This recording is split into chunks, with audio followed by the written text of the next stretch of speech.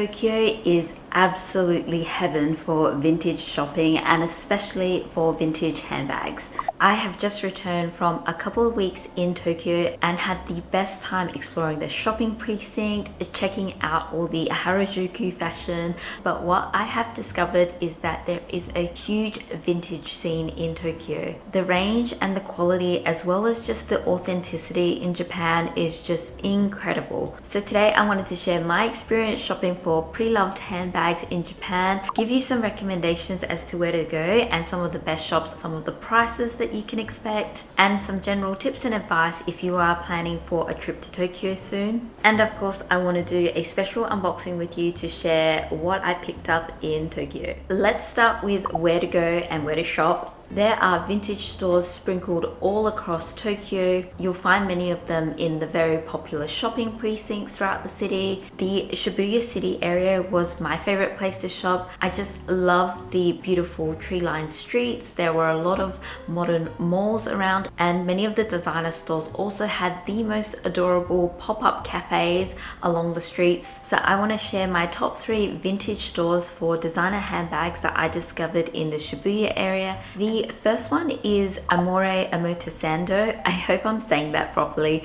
This store is purely dedicated to Chanel, mainly their handbags, but I also spotted quite a number of beautiful accessories. While it is quite a small store, this is filled wall to wall with just Chanel handbags, from some beautiful little minis to some very classic Chanel bags from many seasons and decades ago. It's one of those places that even if you're not planning on buying a Chanel handbag, I was just looking, it is still worth a visit and a little sneak peek just to admire the Chanel collection that you could only dream about.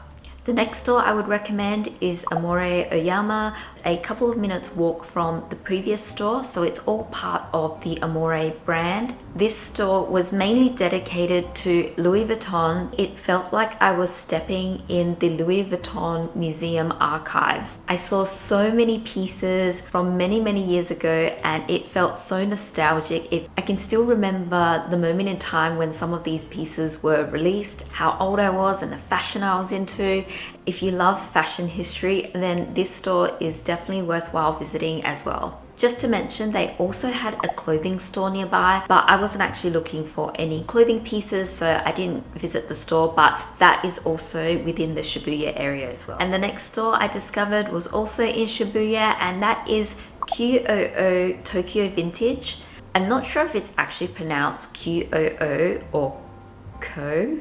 This store probably had the most wide-ranging collection of different designers all in one store, and also had the widest range from handbags to clothes, shoes and accessories. I thought this store was so cute because as you enter, they give you a pair of felt gloves, so you're actually able to browse through the store and handle some of the items. I thought this was one of the most beautiful stores. It honestly felt like being in Coco Chanel's closet.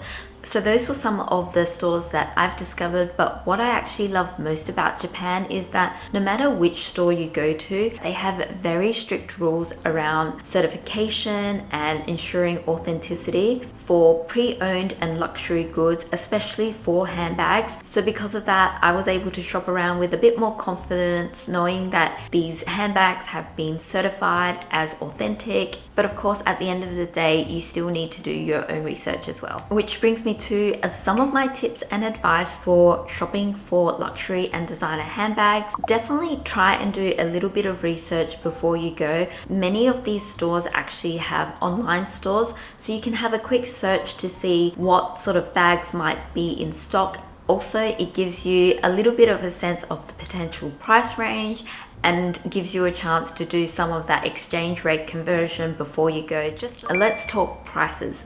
Please keep in mind that vintage unfortunately doesn't always necessarily mean more affordable than recommended retail prices. In some cases, vintage handbags will actually be similar, if not more than recommended retail prices, especially if they're rare and hard to find, or if they were part of a collection that was very popular, and if they were released many years ago and have been discontinued. So it's really hard to actually define prices, especially for rare items or one-of-a-kind pieces. I had a quick look online at a Chanel mini flap on the Chanel website, as well as a similar Chanel mini flap on the Amore Tokyo website.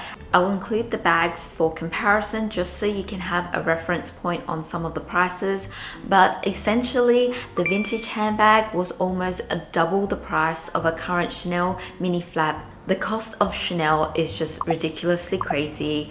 I can't even get started on that because I feel like that is a whole separate video. Once again, keep in mind that it's very hard to compare like for like because the vintage bag was released many years ago, and it's hard to put an exact price on what the bag would have cost today. However, I do think it is possible to find like a saving in Japan. I use that term very loosely just because there is such a huge vintage handbag market. So if you have an idea of the price range for a vintage handbag on the pre-loved market, then you can definitely shop around because the quality and the range is so huge in Japan. I hope that makes sense.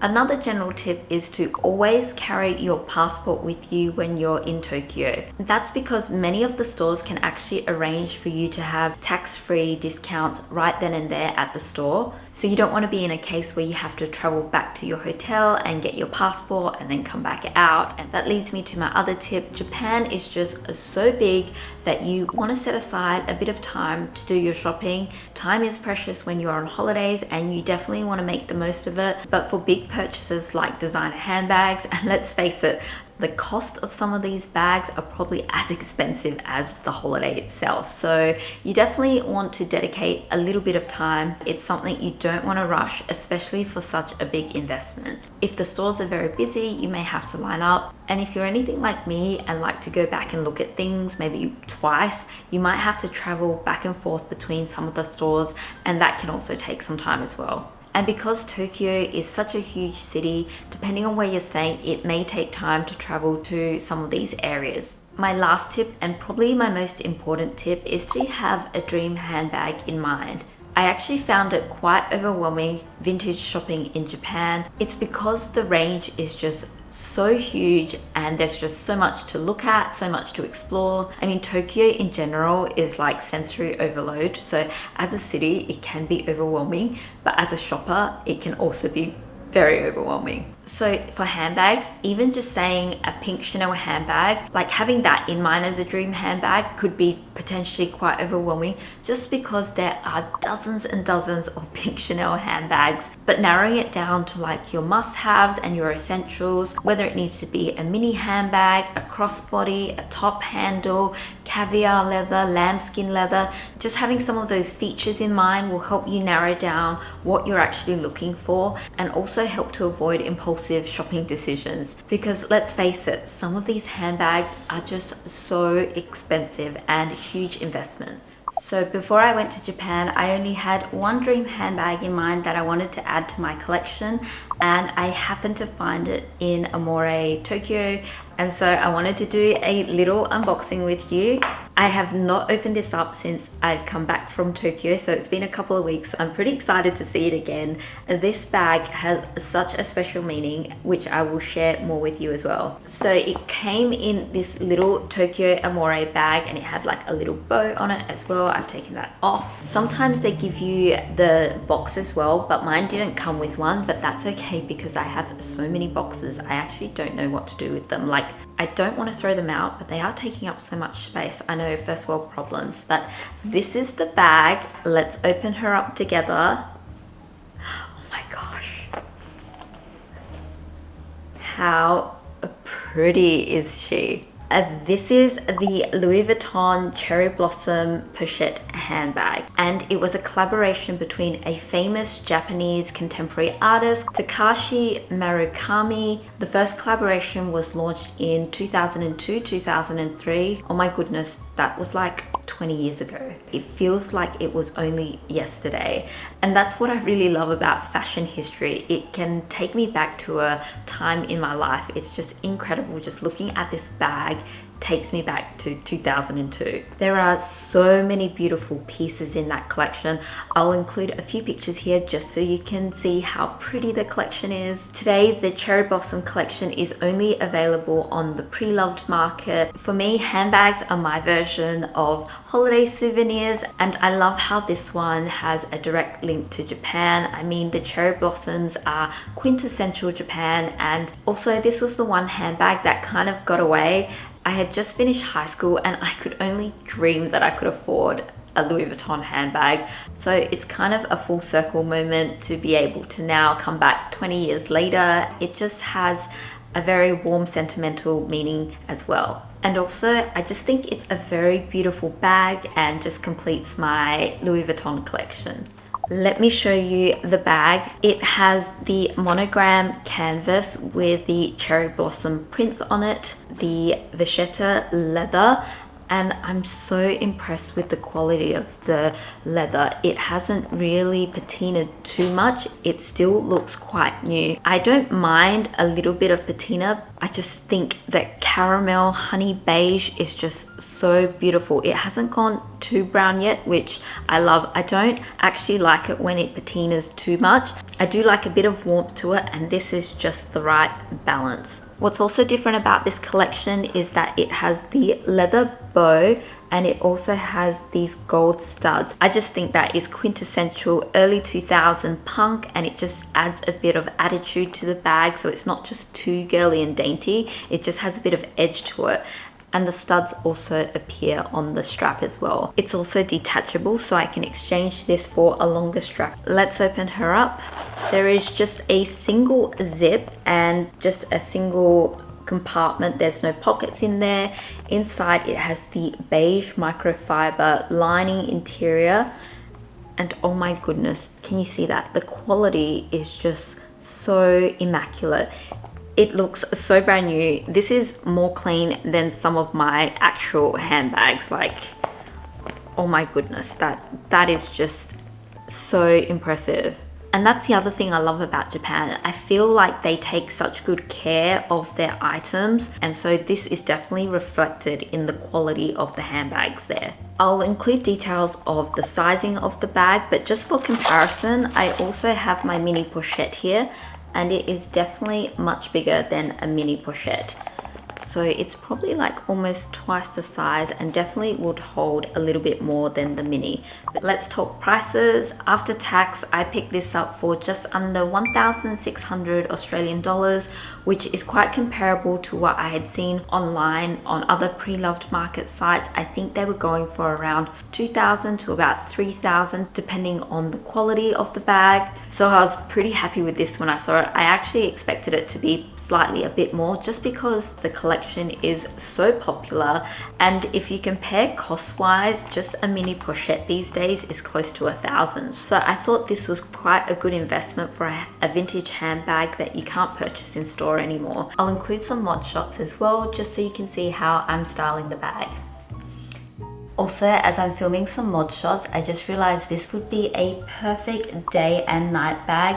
I could see this with some cute denim and a white tee, as well as a dress. I just think because of the size, it just transitions perfectly from a day and night bag. Also, just to share, as I'm doing some mod shots, it's probably a bit tight to actually wear on the shoulder. Well, at least for me, it's a bit sort of tight. I don't like to have my bags too close under my arm, so I'll probably be wearing it more on the crook of my arm. I managed to squeeze in a little bit more shopping just before I left Tokyo, and I popped into the Louis Vuitton store at Haneda Airport, and so I have another unboxing to do with you. This is just a small one. Oh, before I forget, one other tip that I wanted to share with you is that not all Louis Vuitton stores in Tokyo will offer you the 10% discount. So for me, a good way to get around that was to actually wait and go to the international airport store. But also keep in mind, depending on when your flight is, the store is not open until late. I think when we got there, it was just about to close. So it was closing around 8 o'clock. Definitely double check the opening hours on the days that you're traveling. Let's open her up. Is there a better feeling than an unboxing? Look at how adorable this is. I picked up the Louis Vuitton charm card holder in the monogram. This is from the current collection. It comes in that beautiful monogram canvas and it has the rose ballerine pink and it's decorated with these two little charms.